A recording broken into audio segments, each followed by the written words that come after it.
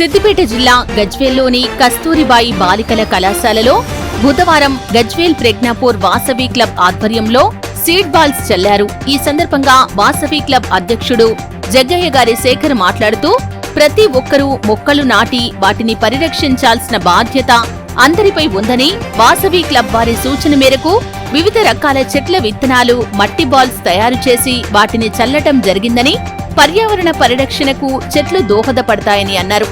ఈ కార్యక్రమంలో అధ్యాపకులు, విద్యార్థులు, గజ్వేల్ ప్రజ్ఞాపూర్ వాసవి క్లబ్ ప్రధాన కార్యదర్శి సిద్ది నవీన్, ఉమేష్, ప్రశాంత్, సిద్ది రామచంద్రం, చంద్రశేఖర్, వెంకటేష్, వాసవి క్లబ్ సభ్యులు తదితరులు పాల్గొన్నారు.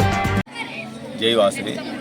ఈరోజు ఇంటర్నేషనల్ వాసవి క్లబ్ ప్రెసిడెంట్ ఆదేశానుసారంగా సీడ్ బాల్స్, కోటి సీడ్ బాల్స్ సంకల్పంతో మన గజ్వేల్ వాసవి క్లబ్ గజ్వేల్ ప్రజ్ఞాపూర్ ఆధ్వర్యంలో కస్తూర్బా స్కూల్ విద్యార్థుల చేత ప్రస్తుతానికి 10,000 సీడ్ ఈరోజు తయారు చేయడం జరుగుతుంది.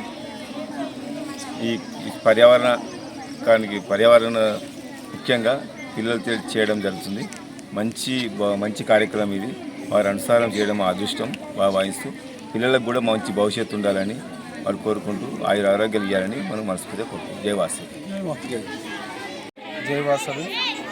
గజ్వేల్ ప్రజ్ఞాపూర్ వాసవి క్లబ్ వారి ఆధ్వర్యంలో కస్తూర్బా స్కూల్ వద్ద స్పీడ్ పడుతుంది ఫీల్డ్ బాల్స్. ఇవి ఏంటంటే పర్యావరణ పరిరక్షణ గురించి మా ఇంటర్నేషనల్ ప్రెసిడెంట్ గారి అనుసారంగా కోటి బాల్స్, సీడ్ బాల్స్ చేయాలనే ఉద్దేశంతో మాకు సంకల్పంతో మా గజ్వేల్ ప్రజ్ఞాపూర్ వాసవి క్లబ్ నుంచి 10,000 ఈరోజు 10,000 స్పీడ్ బాల్స్ చేయబడుతుంది. పర్యావరణ రక్షణ కోసం ఈ విధంగా చేయబడుతుంది. ఎందుకంటే రానున్న రోజుల్లో మొత్తము కాలుష్యము లేకుండా, చెట్లు లేకుండా ఉంటుందనే ఉద్దేశంతో వాళ్ళు కోటి బాల్స్ చేసి చెట్లను పెంచాలి కంపల్సరీ. పచ్చని చెట్టు ప్రగతికి మెట్టు అన్నట్టు వాళ్ళు మాకు అనుదేశించారు. వాళ్ళకు అనుసారంగా మేము మా క్లబ్ నుంచి వాసవి క్లబ్ గజ్వేల్ ప్రజ్ఞాపూర్ వారిచే ఈరోజు విజయవంతంగా నిర్వహిస్తున్నాము. జై వాసవి.